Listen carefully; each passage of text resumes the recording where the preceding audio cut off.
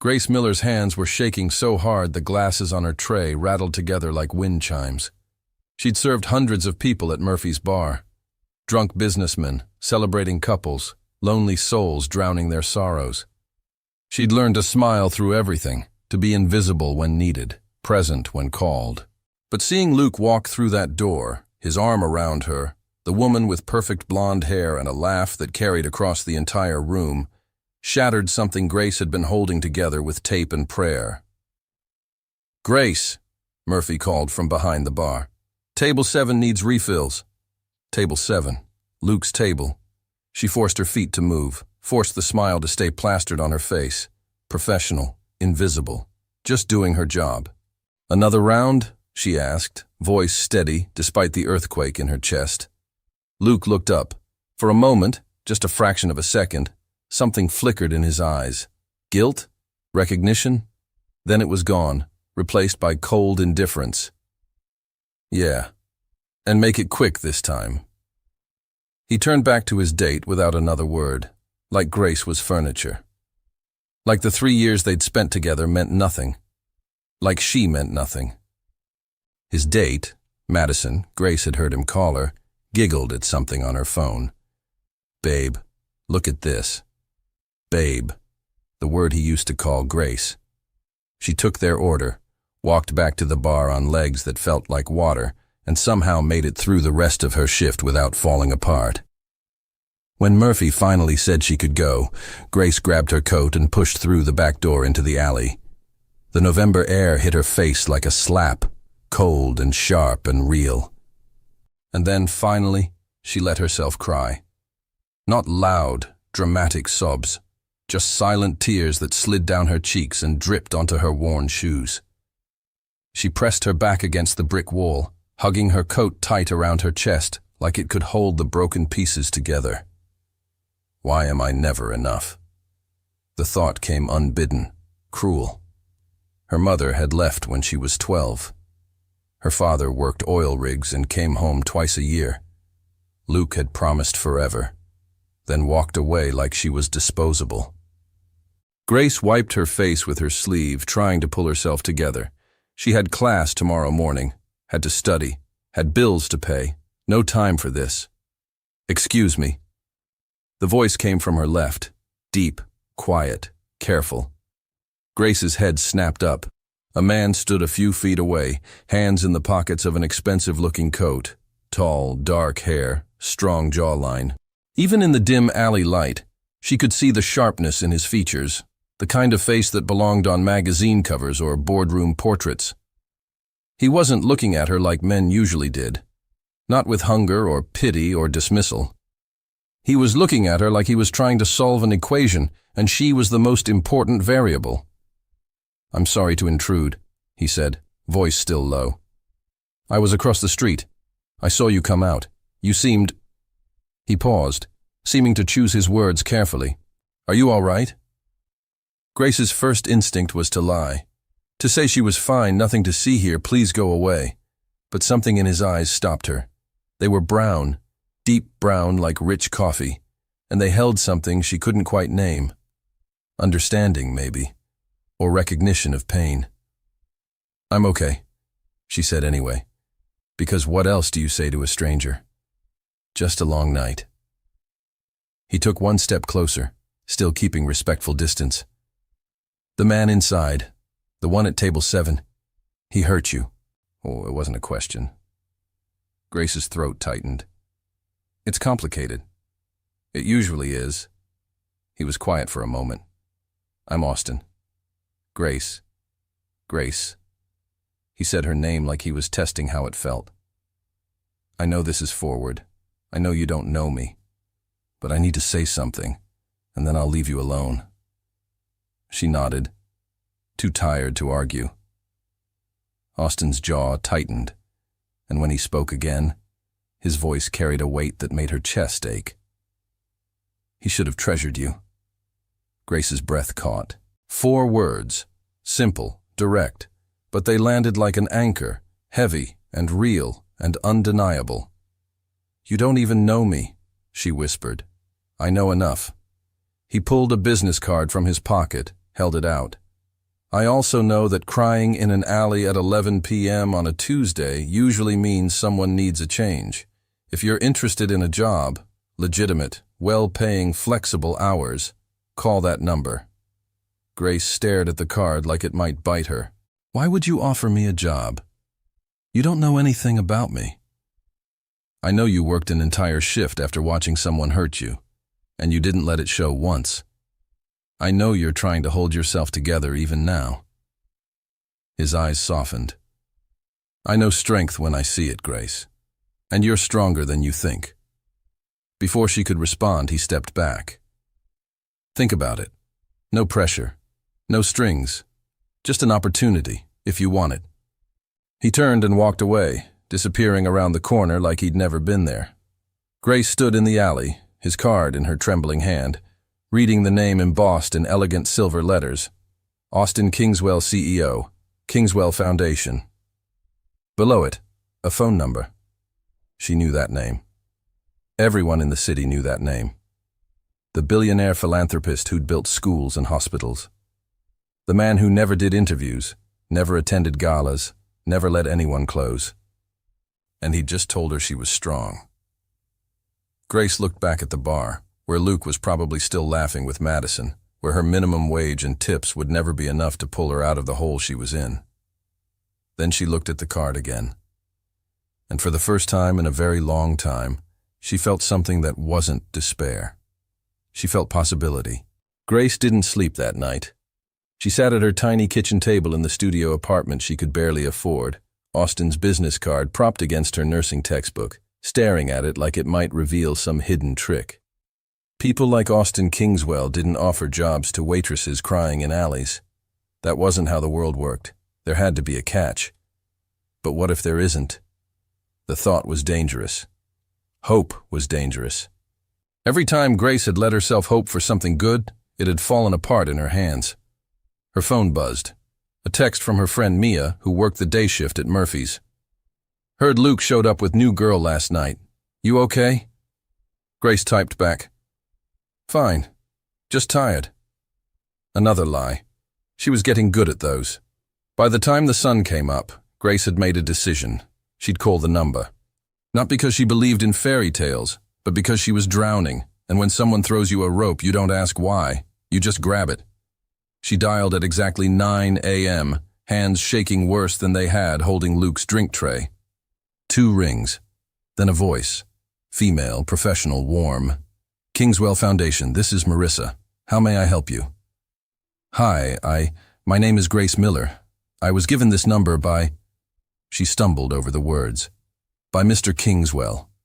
He said to call about a position. Oh, Marissa's voice brightened. Yes, Grace. He mentioned you might call. Can you come in today at 2 p.m.? He'd like to meet with you personally. Grace's brain stuttered. Today? Yes, I can do that. Perfect. I'll text you the address. Business casual is fine. And Grace? Marissa's voice softened. Don't be nervous. He's much nicer than the media makes him seem. The call ended. Grace stared at her phone like it had just spoken a foreign language. This was really happening. She spent the next 4 hours trying on every piece of clothing she owned, finally settling on a simple navy dress and the only pair of flats that didn't have scuff marks. She looked in the mirror, saw the dark circles under her eyes, the way worry had carved lines into her young face, and did her best with the makeup she had. You can do this, she told her reflection. It's just a meeting. The Kingswell Foundation building was downtown, all glass and steel and intimidation. Grace stood on the sidewalk, craning her neck to see the top, wondering if she should just turn around and go home. Grace? She turned. A woman in her 40s, elegant and kind-faced, stood by the entrance. I'm Marissa. So glad you made it. Come on, let's get you out of the cold. Inside was warmer, but Grace's nerves kept her frozen.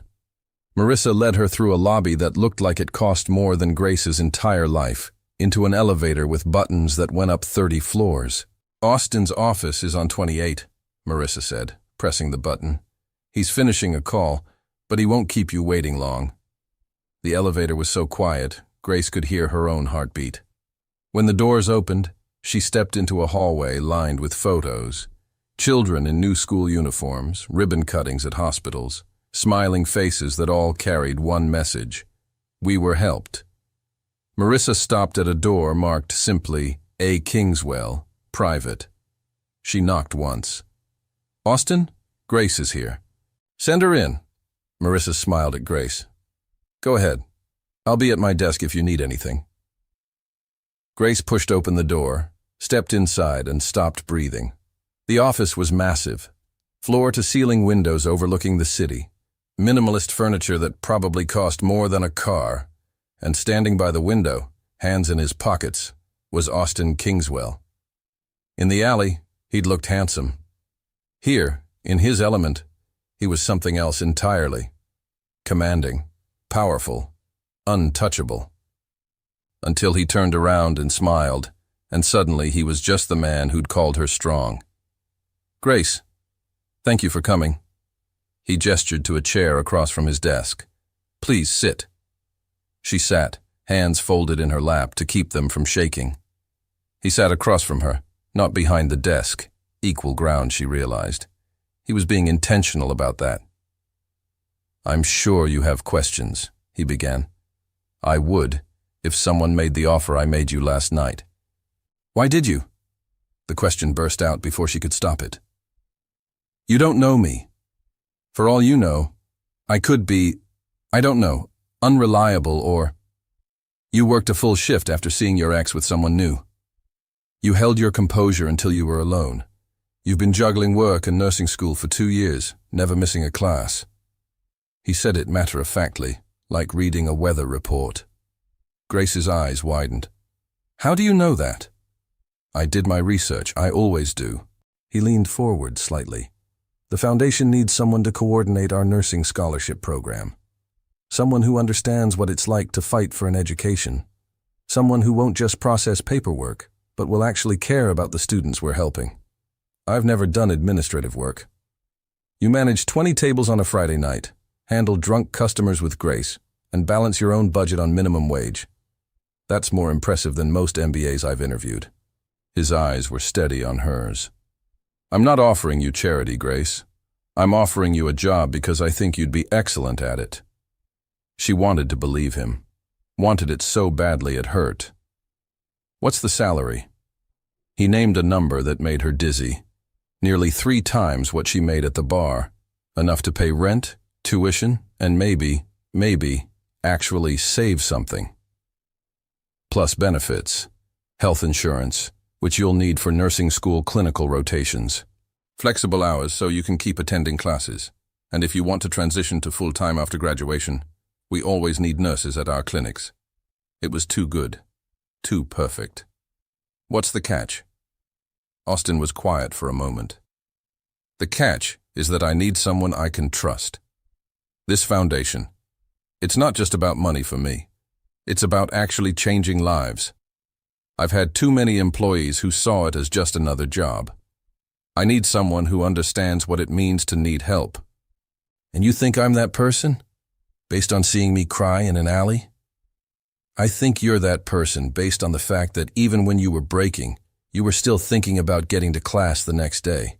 Still thinking about your responsibilities. His voice softened. I think you're that person because when I asked if you were okay, you still tried to protect yourself. Still tried to be strong. That's the kind of strength we need here. Grace felt tears prickling behind her eyes again. She blinked them back. When would I start? Monday, if you're interested. Marissa will train you for the first week. You'll have your own office, your own projects. You'll actually make a difference, Grace. She thought about Murphy's bar, about Luke's indifferent eyes, about the stack of bills on her kitchen table and the textbooks she could barely afford. She thought about Austin's words last night. He should have treasured you. And she thought about what it might feel like to finally be valued. Okay, she whispered. I'll do it. Austin's smile was like sunrise. Slow, warm, transformative. Good. I'll have Marissa send you the paperwork today. Welcome to the team, Grace. He stood, extended his hand. She shook it, his grip warm and firm and steady. As she left his office, Grace realized something that made her chest tight. For the first time since her mother left, someone had looked at her and seen potential instead of problems. And maybe, just maybe, that was worth taking a risk.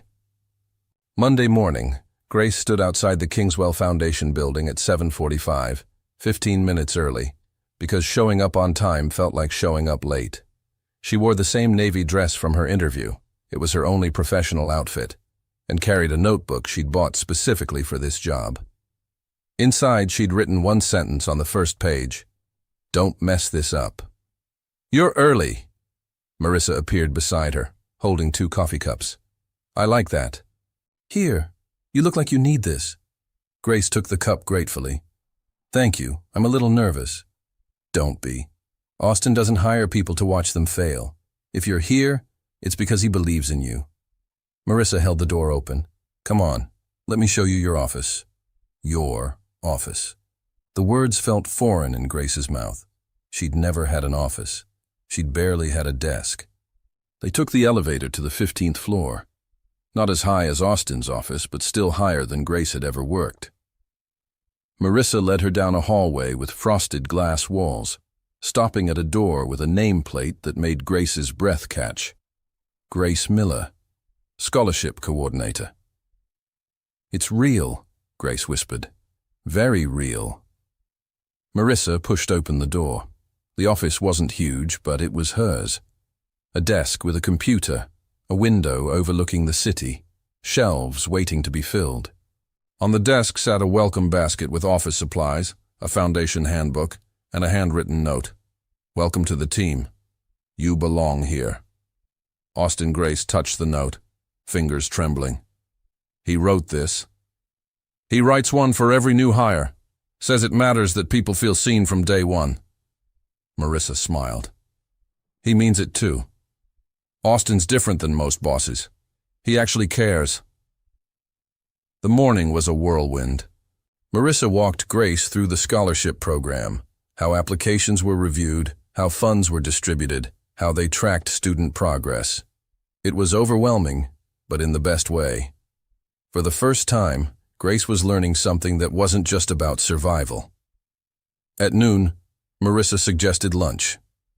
They took the elevator down to the cafeteria. Subsidized, Marissa explained, so employees could eat healthy without going broke. And Grace found herself surrounded by people who looked happy. Actually happy. "Is it always like this?" Grace asked, watching 2 women laugh over their salads. "Like what?" "Friendly, positive." Grace poked at her sandwich. "I'm used to people being miserable at work. Austin's intentional about culture. He pays well, treats people with respect, and actually listens when there's a problem. Turns out when you don't treat employees like disposable parts, they stick around." Marissa leaned forward. "Can I ask you something personal?" Grace tensed. "Sure." "The guy at the bar, the one Austin saw. Are you okay? Really okay?" Grace was quiet for a moment. "I thought I was in love with him. Turns out I was just in love with the idea of someone choosing me. When he didn't..." She stopped, swallowing hard. "It hurt. But I'm starting to think maybe it hurt because I didn't value myself enough to walk away sooner. That's very self-aware for 23. I've had a lot of practice being on my own." Grace managed a small smile. "But this job, this chance, it feels like maybe I don't have to be anymore." Marissa squeezed her hand. "You don't. We're your team now." The afternoon flew by. Grace reviewed scholarship applications, each one a story of someone fighting for education like she was. She took notes, asked questions, and felt something unfamiliar stirring in her chest. Purpose. At 5 p.m., there was a knock on her door. She looked up, expecting Marissa. It was Austin. "Hi," he said, leaning against the door frame.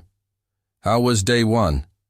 Grace stood up quickly, suddenly aware of how casual he looked. Sleeves rolled up, tie loosened, hair slightly mussed like he'd been running his hands through it. "Good, really good," Marissa's been amazing. She's the best. He glanced at her desk, covered in organized notes and color-coded files. You're a natural at this.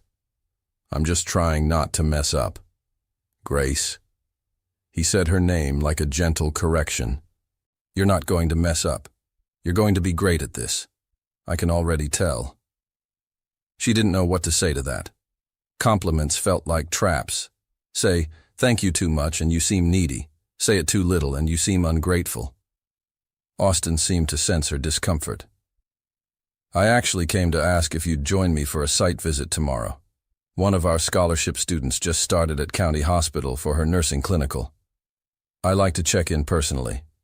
I thought you might want to meet her, see the program in action. I'd love that. Good. I'll pick you up at 9. Wear comfortable shoes. Hospitals are a lot of walking. He pushed off the doorframe. And Grace? You did well today. Really well. After he left, Grace sat in her chair, staring at the door he'd walked through, her heart doing something complicated in her chest. She pulled out her phone, saw 3 texts from Luke. Heard you got a new job. Moving up in the world? Don't forget where you came from. We should talk. 6 months ago, these texts would have sent her spiraling. She would have analyzed every word, wondered if he missed her, hoped for reconciliation. Now she deleted them without responding. Because for the first time in her life, Grace was looking forward instead of backward. And forward looked like a man who wrote welcome notes, remembered her strength, and saw her as more than just the girl crying in an alley. Forward looked like possibility. Austin's car was not what Grace expected. She'd imagined something flashy. A sports car, maybe. Or one of those luxury sedans with heated seats and a price tag bigger than her student loans. Instead, he pulled up in a simple black SUV, the kind of vehicle that said practical, not pretentious. He got out to open her door, and Grace felt that strange flutter again. "Good morning," he said, and she noticed he was smiling. A real smile, not the careful one he wore in business photos. "Ready to meet Riley?" Riley's the student. Riley Martinez. 21, single mom, working toward her RN while raising a 3-year-old. She's incredible. Austin pulled into traffic with easy confidence. I think you two will get along. The drive to County Hospital took 20 minutes. Austin didn't fill the silence with small talk or turn on the radio. He just drove, occasionally glancing at Grace like he was checking to make sure she was comfortable. "Can I ask you something?" Grace said finally, the quiet making her brave. "Always. Why do you do this? The foundation, the scholarships, all of it. You could just, I don't know, be rich and not care." Austin's hands tightened on the steering wheel, just for a second. "When I was 15, my mom got sick. Cancer. We had money for treatment, but we didn't have anyone who cared. The hospital staff treated her like a number. The doctors never learned her name. She died surrounded by strangers." His voice was steady, but Grace heard the pain underneath. "I started the foundation because no one should have to fight alone. Money helps, but what people really need is someone who sees them." Grace's throat tightened. "I'm sorry about your mom." "Thank you." He glanced at her. "That's why I noticed you that night. You weren't crying for attention. You were crying because you felt invisible. I know what that feels like." Before Grace could respond, they pulled into the hospital parking lot. County Hospital was old, overcrowded, underfunded. Everything a teaching hospital shouldn't be, but often was. Austin led Grace through the chaos of the emergency room to a quieter wing where nursing students were doing their rotations. A young woman in scrubs looked up from a patient chart, her face lighting up when she saw Austin. "Mr. Kingswell." "Riley, good to see you." Austin hugged her quickly, then stepped back. "This is Grace Miller. She's our new scholarship coordinator." Riley's handshake was firm despite her small stature. "Grace, Austin told me about you. Said you're in nursing school too." "I am. 2nd year. It's brutal, right? But worth it." Riley's eyes shone with purpose. I'm doing my PD's rotation right now. Best decision I ever made. They talked for 20 minutes about classes, clinical hours, the impossible balance of school and life. Riley told them about her daughter, showed them pictures, talked about her dreams of working in pediatric oncology. I want to be the nurse I wish my mom had, Riley said quietly. Someone who actually cares. Austin's expression shifted, pride mixed with something deeper. You will be. You already are. After they said goodbye, Austin and Grace walked back through the hospital in silence. Grace watched him, noticed the way he greeted staff by name, the way he stopped to help an elderly man find his way to radiology, the way he seemed completely at ease in a place most billionaires would never step foot. You really do care, Grace said when they reached the car. Of course I do. What's the point of having money if you don't use it to matter? He opened her door. Riley's going to change lives, Grace, because someone gave her a chance. That's what the foundation does. We give chances to people the world overlooks.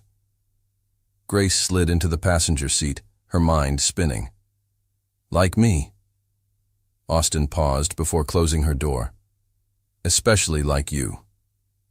On the drive back, Grace asked more questions. About the foundation, about other students, about Austin's vision.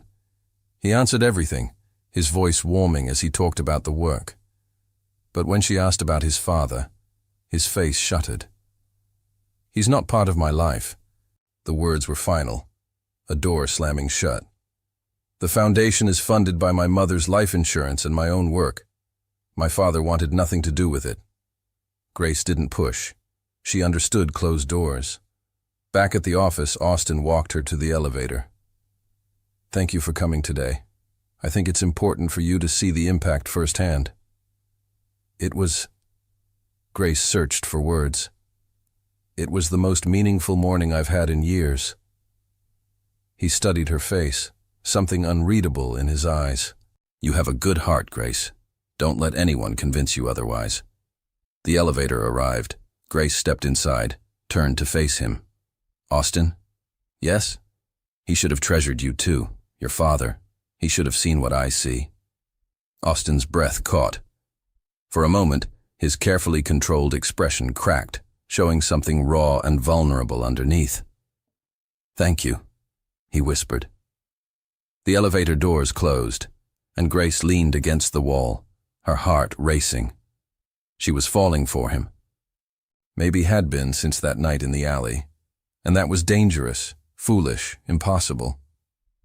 But when she got back to her office and found a text from Luke. Can we meet? I miss you. Grace realized something important. She didn't miss him. Not even a little. Because how could she miss someone who'd never really seen her? When Austin Kingswell looked at her like she was the answer to questions he'd been asking for years. She deleted Luke's text and got back to work. Grace had been working at the foundation for 2 weeks when Luke showed up.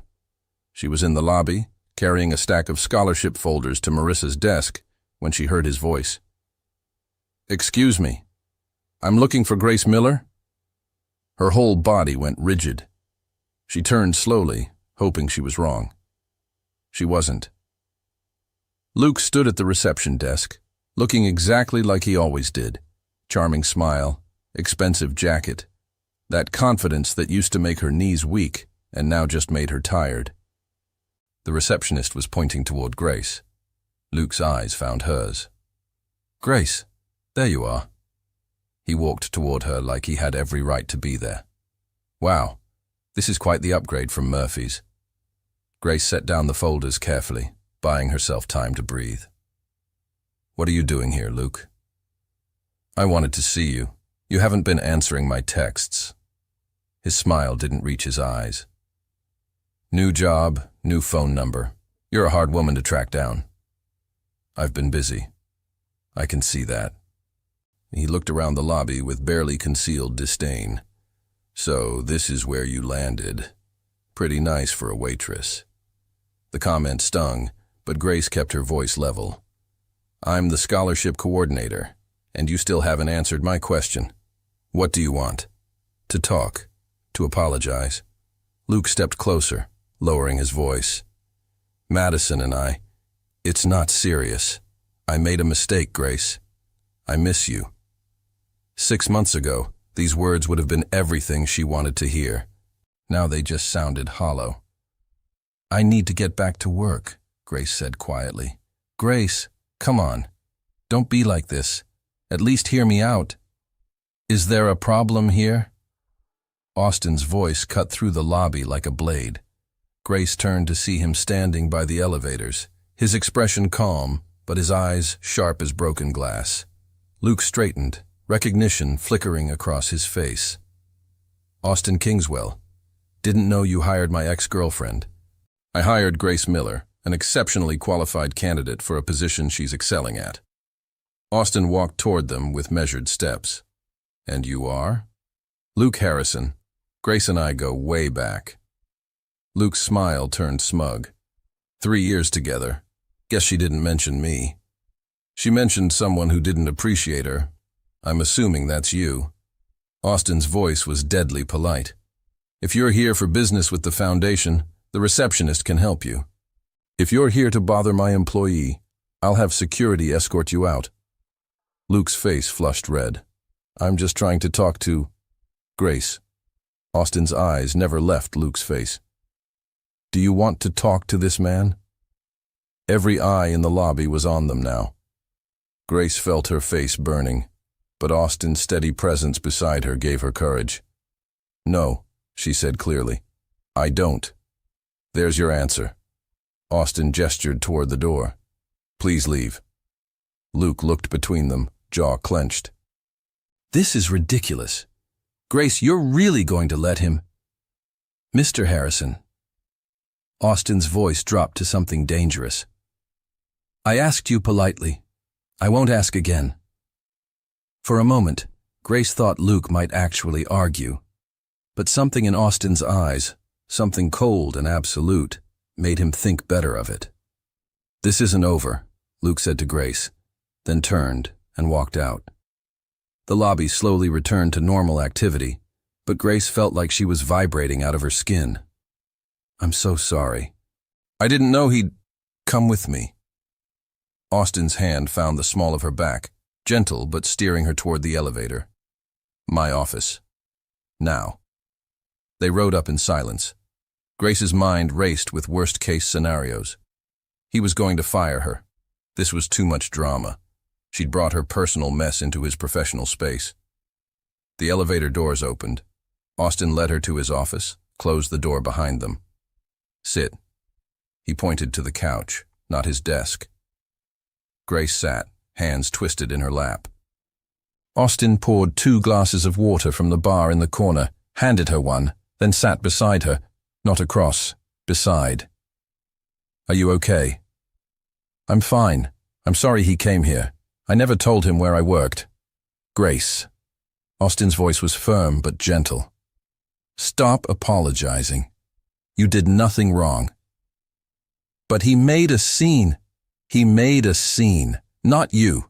He showed up uninvited, made you uncomfortable, and refused to leave when asked. That's on him, not you. Austin's jaw tightened. Is he dangerous? Do I need to be worried about him coming back? No, he's just persistent. He doesn't like losing control. Losing control of what? You're not his property. I know that, but Luke, he's used to getting what he wants. And when I stopped answering his texts, Grace's voice cracked. He probably thought showing up here would make me feel small. Remind me I'm just a waitress who got lucky. Austin was quiet for a long moment. When he spoke, his voice was low and intense. Grace, look at me. She did. His eyes were blazing. You are not lucky. You are talented, hard-working, and brilliant at this job. You earned this position. You belong here. And anyone who makes you feel otherwise is lying to you and themselves. His hand covered hers on the couch. Do you understand? Grace nodded, not trusting her voice. If he comes back, you tell security immediately. If he contacts you again, you tell me. I will handle it. Austin's hand squeezed hers gently. "You're not alone, Grace. Not anymore." The tears she'd been holding back spilled over. Austin didn't tell her to stop crying. He just handed her tissues and sat with her while she fell apart, his presence solid and real and safe. When Grace finally pulled herself together, she managed a watery smile. "Some scholarship coordinator I am, crying in the boss's office. Some boss I am, making my employees cry." Austin's lips quirked. "We're quite a pair." Grace laughed despite everything. "Why are you so nice to me?" The question seemed to catch him off guard. He was quiet for a moment, his thumb absently tracing circles on the back of her hand. "Because someone should be," he said finally. "And because—" He stopped, seeming to wrestle with something.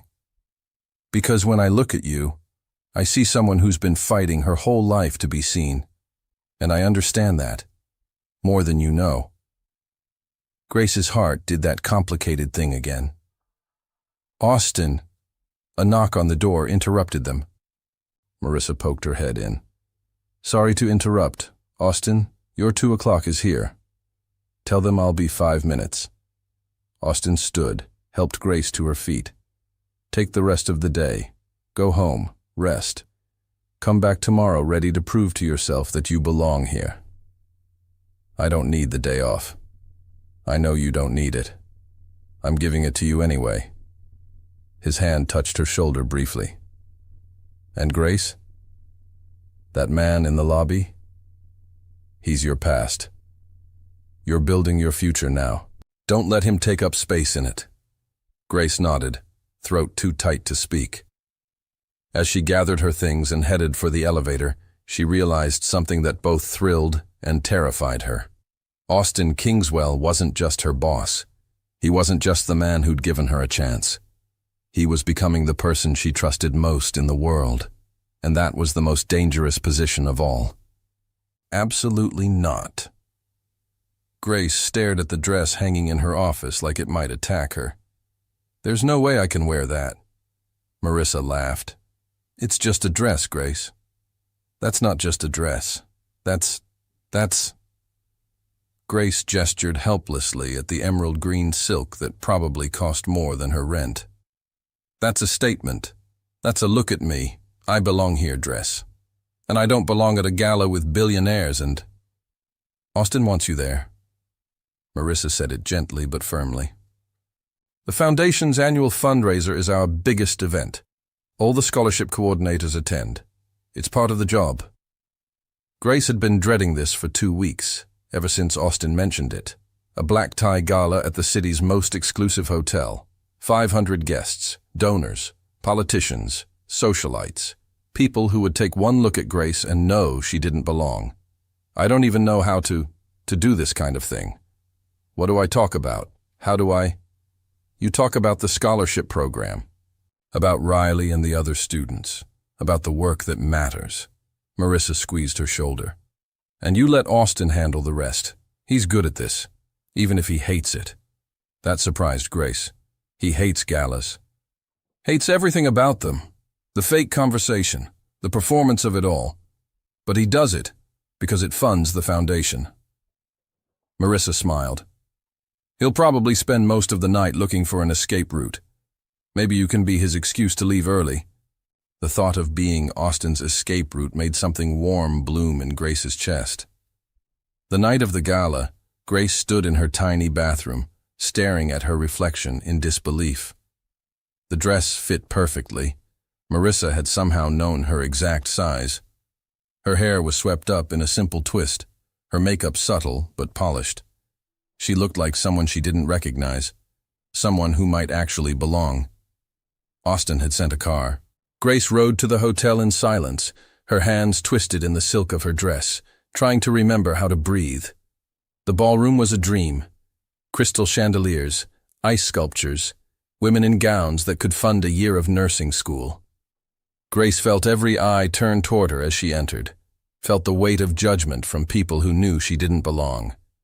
Then she saw Austin. He stood by the bar, looking devastating in a tuxedo, talking to a silver-haired man in an expensive suit. When his eyes found Grace across the room, everything else disappeared. He excused himself and crossed to her in long strides. "Grace." "Hi." Her voice came out breathy. "You look nice." "Nice?" His lips quirked. "You look extraordinary." Grace's face heated. Marissa picked the dress. Marissa has good taste, but the dress isn't what makes you extraordinary. His eyes held hers, serious and intent. "You are." Before Grace could respond, a woman in diamonds appeared at Austin's elbow. "Austin, darling, you haven't introduced me to your date. Grace Miller, our scholarship coordinator. Grace, this is Patricia Worthington, one of our major donors." Patricia's smile was sharp as knives. "Scholarship coordinator. How lovely. And where did you study, dear?" The question was a trap. Grace recognized it immediately. "I'm currently finishing my nursing degree at State." "Oh, State." Patricia's tone said everything her words didn't. "How ambitious." "Grace is one of the most capable people on our team," Austin said, his voice cool. "The students love working with her." "I'm sure they do." Patricia's eyes swept over Grace dismissively. "Austin, we simply must talk about the hospital expansion. Excuse us, dear." She pulled Austin away before Grace could respond. He looked back over his shoulder, apology in his eyes, but Patricia had him cornered by a group of suited men. Grace stood alone in the ballroom, drowning in silk and inadequacy. "First gala?" Grace turned to find a kind-faced woman in her 60s smiling at her. "That obvious?" "Only because you look like you'd rather be anywhere else." The woman extended her hand. "Margaret Chen. I run the literacy program with the foundation." "Grace Miller. Scholarships." "Ah, you're the one Austin won't stop talking about." Margaret's eyes twinkled. "He says you're transforming the program. He talks about me. Constantly. It's refreshing, actually. Austin usually only talks about work." Margaret leaned in conspiratorially. "I've known him for 5 years. I've never seen him look at anyone the way he looks at you." Grace's heart stumbled. He's my boss." Margaret didn't sound convinced. "Well, your boss is heading this way and looks like he's about to commit murder." Grace turned. Austin was indeed approaching, and his expression was thunderous. "Grace, we're leaving." "What?" "But the gala just started." "I don't care. We're leaving. Now." He took her hand, started leading her toward the exit. "Austin, what's wrong?" He didn't answer until they were outside, the cool night air a shock after the stuffy ballroom. Then he turned to her, jaw tight with fury. "Do you know what they were saying in there? About you? About us?" Grace's stomach dropped. "What were they saying?" "That you're sleeping with me for the job, that you're a—" His hands clenched into fists. "I won't repeat the words, but I will not stand in a room and let people disrespect you like that. Austin, no. Listen to me." He stepped closer, his eyes burning into hers. "I brought you to this gala because you're brilliant at your job, because you deserve to be here, because every single person in that room should know the foundation is stronger because of you." His voice dropped. "Not because of anything else. Never because of anything else." Grace's eyes stung. "They'll always think things like that. People like me don't end up in places like this without what? Without earning it? Without being extraordinary?" Austin's hand cupped her face, his thumb brushing away a tear she hadn't realized had fallen. "Grace, you earned every single thing you have. Your job, your education, your future. You, no one else. Then why does it feel like I'm always pretending?" "Because you're surrounded by people who've never had to fight for anything. People who were born into rooms like that and think that makes them better. His forehead touched hers, an intimate gesture that made her breath catch. But you're real, Grace. You're the most real person I've ever met. And that terrifies them. They stood like that for a long moment, the world reduced to his hands on her face and his breath mixing with hers. I should go back in, Austin said finally, but he didn't move. I should apologize to the donors or, Grace whispered, we could just leave. Both of us. Austin pulled back to look at her, surprise and something else, hope, in his eyes. You'd leave with me? I'd rather be anywhere with you than in there without you. His smile was slow and devastating. I know a diner that makes the best pie in the city. Perfect. They left the gala behind, the judgmental eyes and poisonous words and performance of it all, and went to a tiny diner where no one cared about their fancy clothes. They ordered pie and coffee and talked until the sun came up. And when Austin finally drove Grace home, when he walked her to her door and looked at her like she was the most precious thing he'd ever seen, Grace realized something that changed everything. She was falling in love with Austin Kingswell. And she was pretty sure he was falling too. Grace couldn't sleep. She lay in her small bed, still wearing the emerald dress because she couldn't quite bring herself to take it off, replaying every moment of the night. Austin's fury at the gala, his hands on her face, the way he'd looked at her in that diner like she was the answer to every question he'd ever asked. I'd rather be anywhere with you. She'd actually said that, out loud, to her boss. Her phone buzzed on the nightstand. A text from Austin. Are you awake? Grace's heart jumped into her throat. She typed back. Yes. 3 dots appeared. Disappeared. Appeared again. Can't sleep either. Keep thinking about tonight. Me too. Grace, I need to tell you something. Can I call? Her hands were shaking when she typed. Yes. The phone rang immediately. She answered before the first ring finished.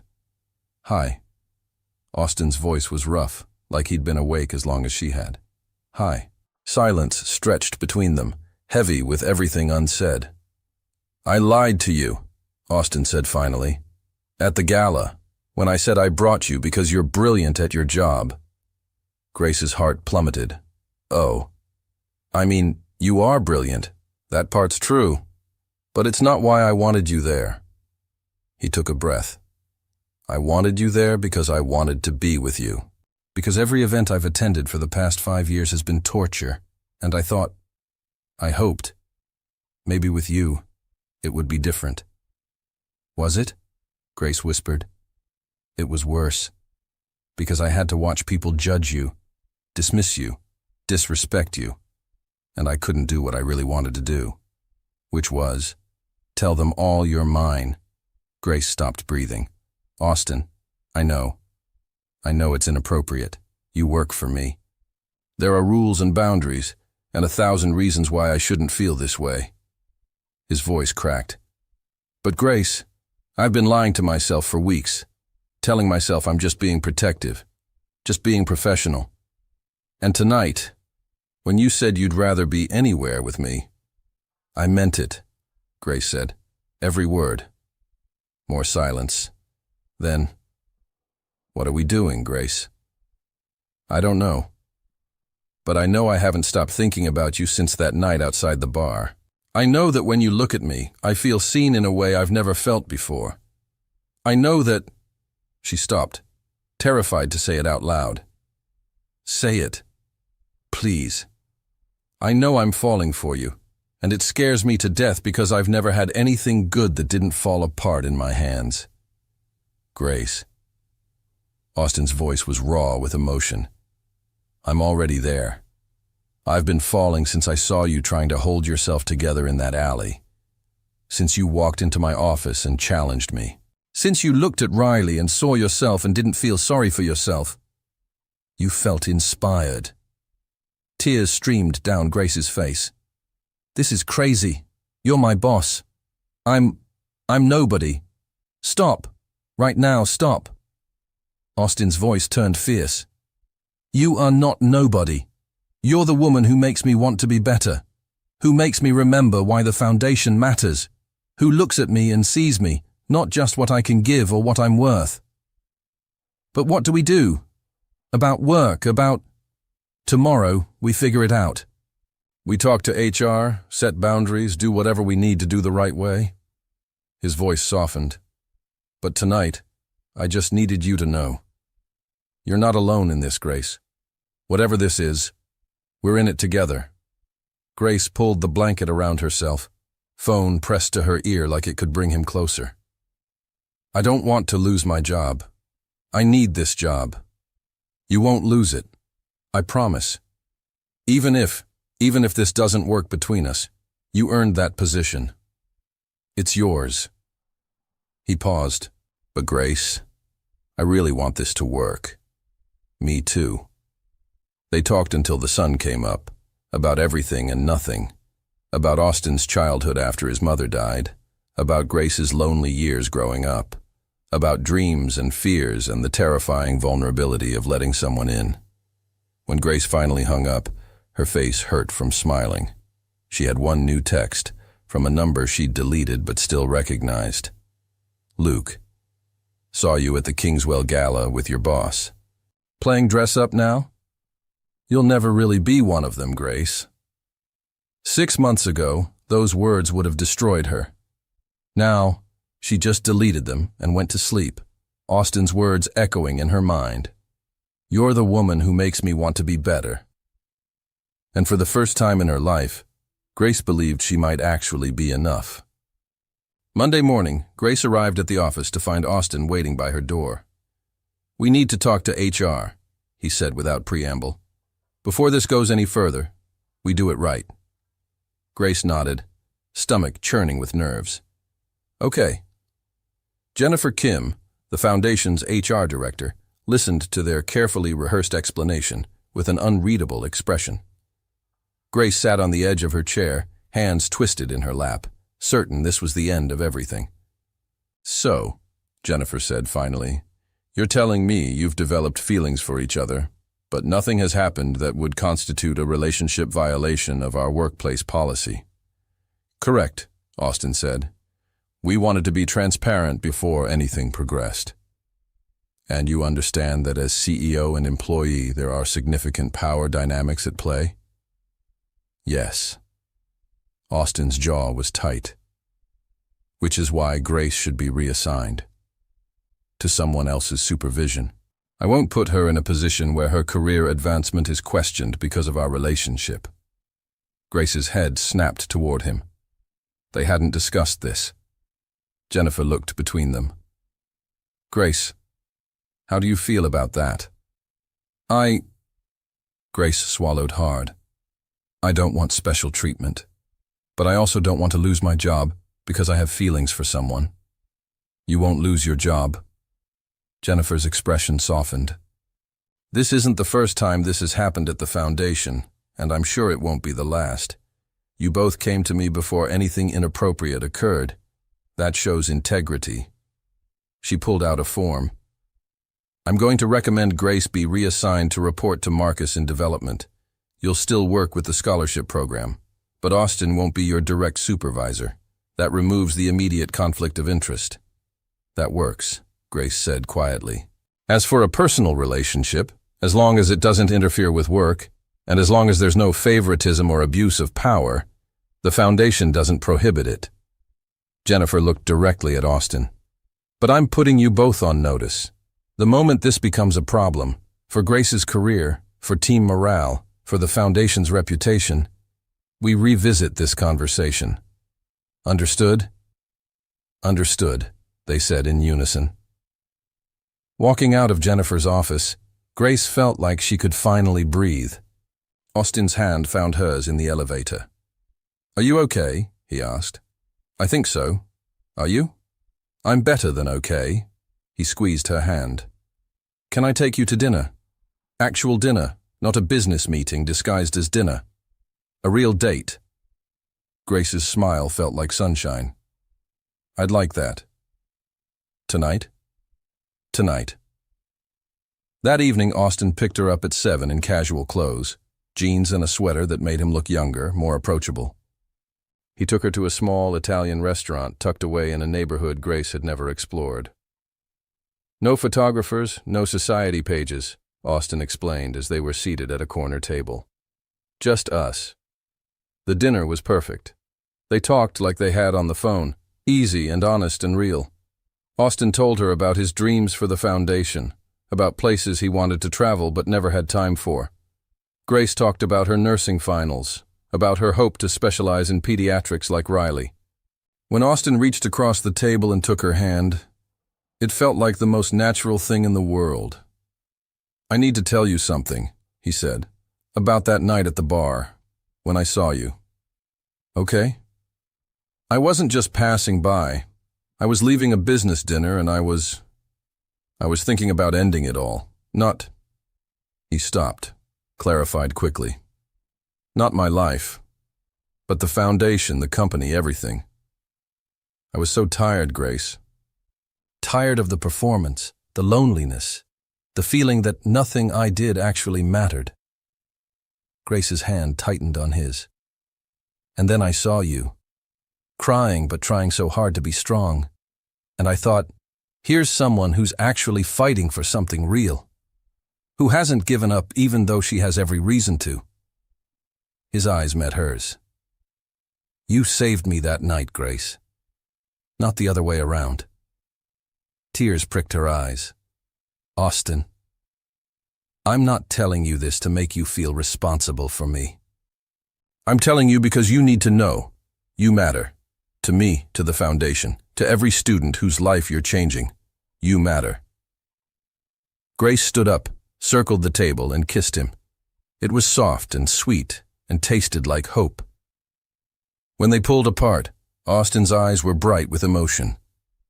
"I've wanted to do that since the diner," Grace whispered. "I've wanted you to do that since the alley."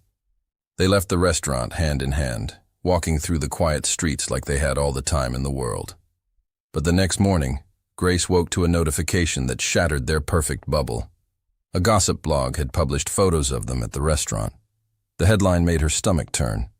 "Kingswell Foundation CEO dating employee. Romance or power play?" Grace called Austin immediately. "Did you see?" "I saw. Don't read the comments. Don't let it get in your head." But she could hear the tension in his voice. "I'm calling our PR team. We'll issue a statement." "What kind of statement?" "The truth. That we're two adults who developed feelings for each other and handled it appropriately through HR. That your job has never been contingent on a relationship with me, that—" "Austin." Grace cut him off gently.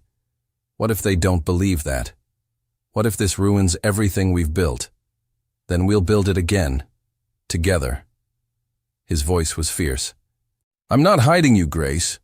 I'm not ashamed of us. Are you?" "No, never." But her hands were shaking. "I'm just scared."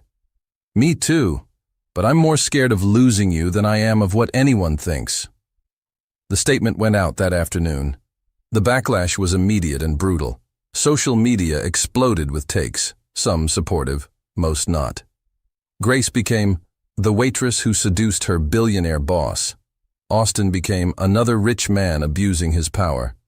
For 3 days, Grace couldn't open her phone without seeing vitriol. She stopped going to her favorite coffee shop because the barista gave her a judgmental look. She avoided the foundation's cafeteria because people whispered when she walked by. On the 4th day, Riley called her.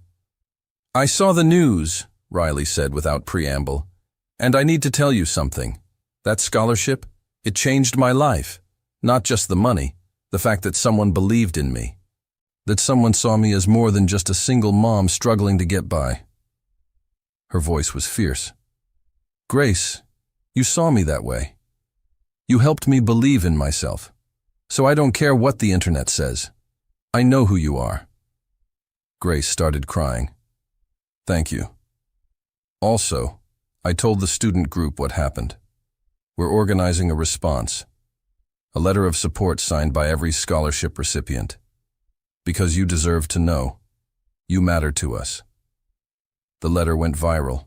Hundreds of students, past and present, shared their stories of how Grace had helped them, how she'd remembered their names, their struggles, their dreams, how she'd fought for them when no one else would. The narrative started to shift. And when Austin appeared on a local news program and said, clearly and without hesitation, "Grace Miller is the best thing that's ever happened to the foundation and to me, and I won't apologize for falling in love with her," Grace knew they were going to be okay. Not perfect, not easy, but okay, together. 3 months later, Grace was taking her nursing finals when Luke showed up at the testing center. She saw him through the window as she walked out, exhausted but confident she'd passed. He was leaning against his car in the parking lot, clearly waiting for her. Grace's first instinct was to call Austin. Her second was to call security. Her third, the one she chose, was to walk straight up to Luke and handle it herself. "What are you doing here?" she asked, keeping her voice steady. "I heard you were testing today. Wanted to see if you actually went through with it." Luke's smile was condescending. "Congratulations. You managed to finish school while sleeping with a billionaire. Must be nice." A year ago, those words would have shattered her. Now they just made her tired. "Luke, I don't have time for this. I need to get to work." "Right, your very important job at the foundation." He pushed off the car. "You think you're better than me now? Better than where you came from?" "I think I'm different than I was. I think I'm stronger. I think I finally figured out my worth." Grace met his eyes steadily. "And I think you showing up here says more about you than it does about me." "You're making a mistake with him," Luke said, voice dropping to something almost concerned. "Guys like Kingswell don't end up with girls like you. He'll get bored, you'll get hurt, and I'll be here to pick up the pieces." Grace actually laughed. "You really think I'd come back to you? After everything? Where else would you go? You think you fit in his world? You'll always be the waitress, Grace, the scholarship case, the charity project." Luke stepped closer. "I'm offering you a way out before you embarrass yourself further." "No." The word came out strong and clear. "You're offering me a way back to being small, being invisible, being someone who accepts crumbs and calls it love." Grace shouldered her bag. "I'm done being small, Luke. I'm done with you." She turned to walk away. Luke grabbed her arm. "Let go of me." Grace's voice was ice. "Grace, I'm trying to help you. I said let go." "Is there a problem here?" Grace's head snapped up. Austin stood 10 feet away, his expression terrifyingly calm. Luke dropped her arm immediately. "Kingswell, didn't know you made house calls." "I don't. I make girlfriend calls." Austin walked over, positioned himself slightly between Grace and Luke. "She asked you to leave her alone, multiple times. You need to start listening. This is between me and Grace. There is no you and Grace. There's Grace, who's asked you repeatedly to respect her boundaries, and you, who keeps ignoring them." Austin's voice was deadly quiet. "Leave, now, or I call the police and file a restraining order." Luke's face flushed with anger and humiliation. "You can't just—" "Yes, I can. And I will." Austin pulled out his phone. "Your choice.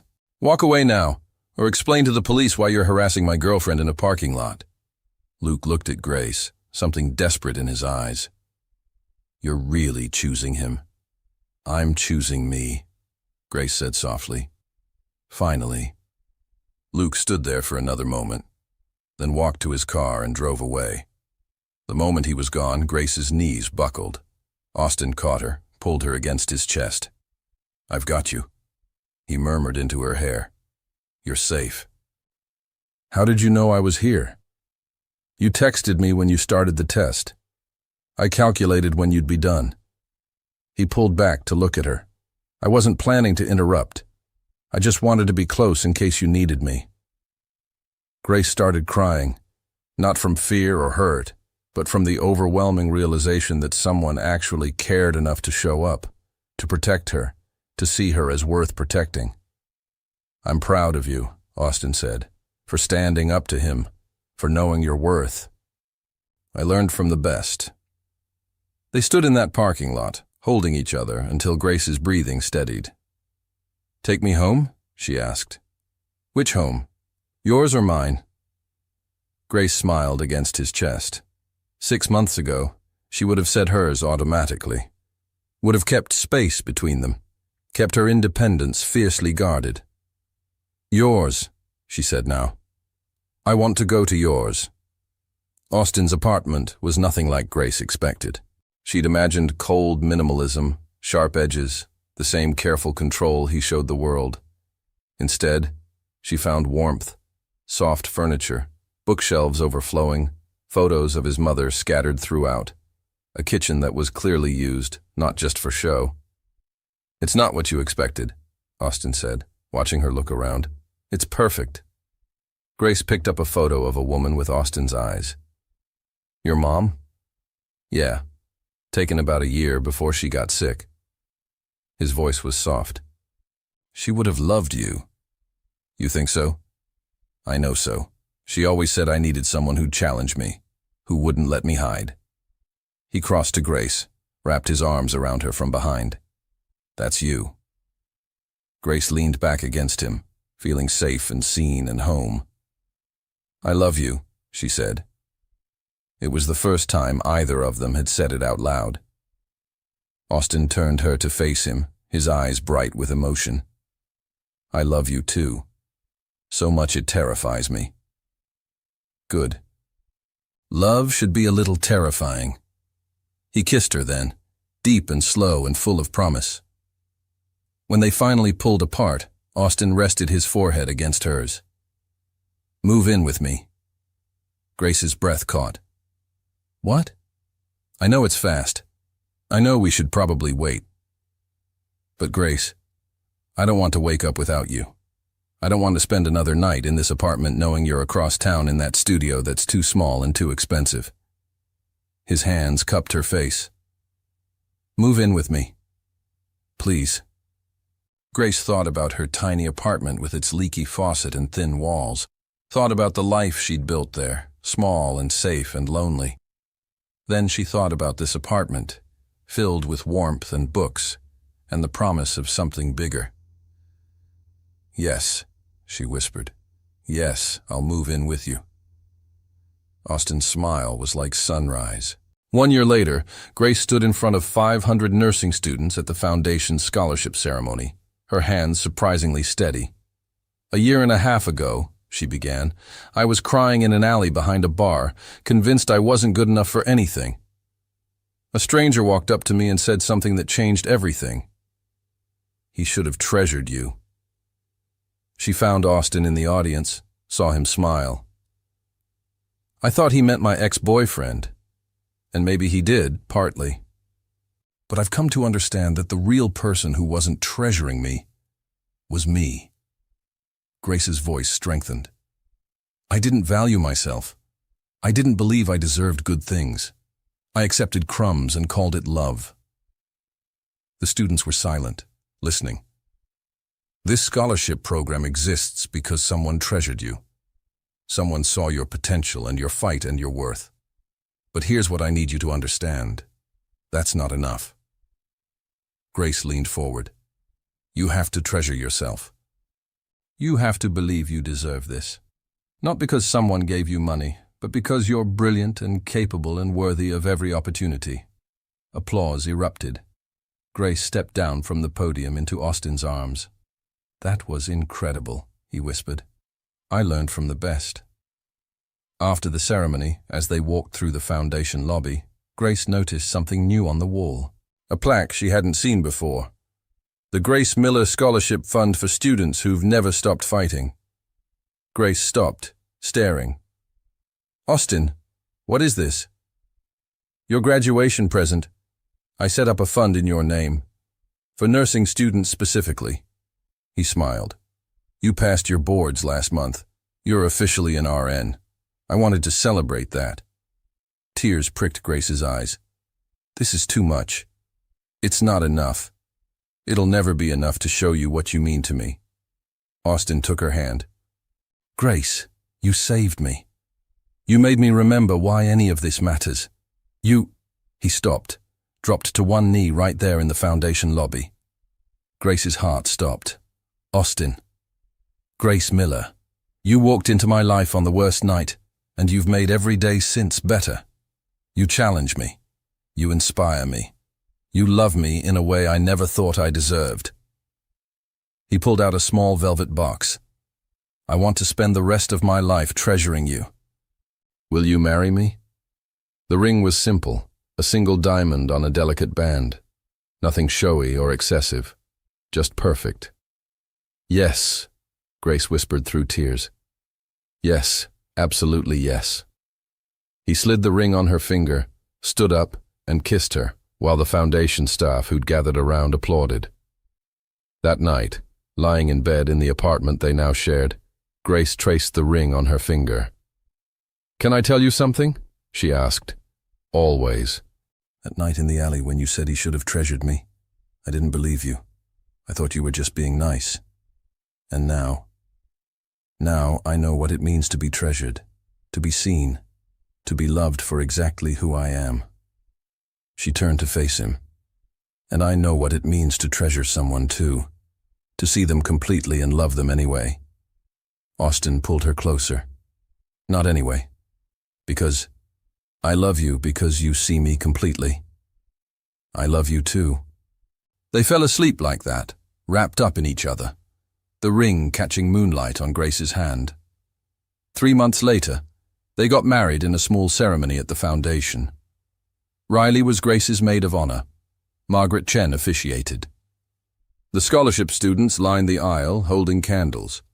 When Austin said his vows, his voice was steady and sure.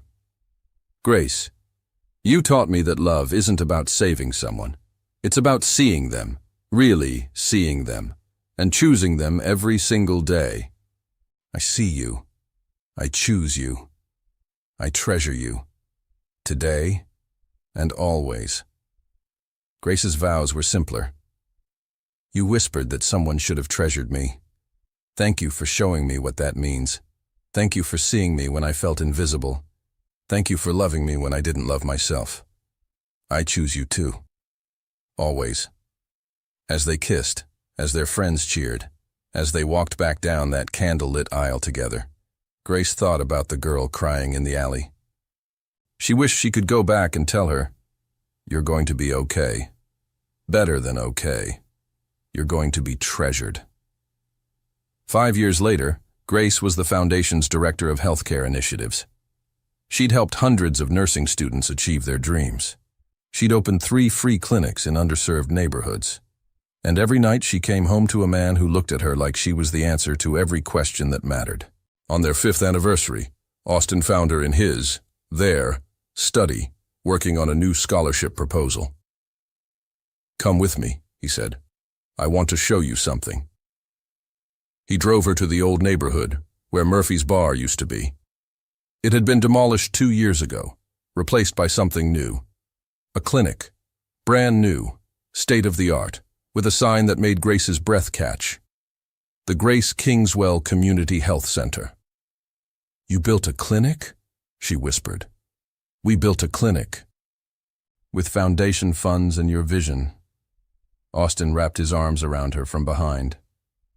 "This is where our story started, where I first saw you. I wanted to make sure that spot became something beautiful, something that helps people." Grace turned in his arms, tears streaming down her face. "How did I get so lucky?" "Not lucky, treasured." Austin kissed her forehead. "The way you were always meant to be." And standing there in front of the clinic built on the ashes of her lowest moment, Grace finally understood what that stranger in the alley had really meant that night. He should have treasured you. Not Luke, not anyone else. The world should have treasured her. And now, finally, beautifully, impossibly, it did.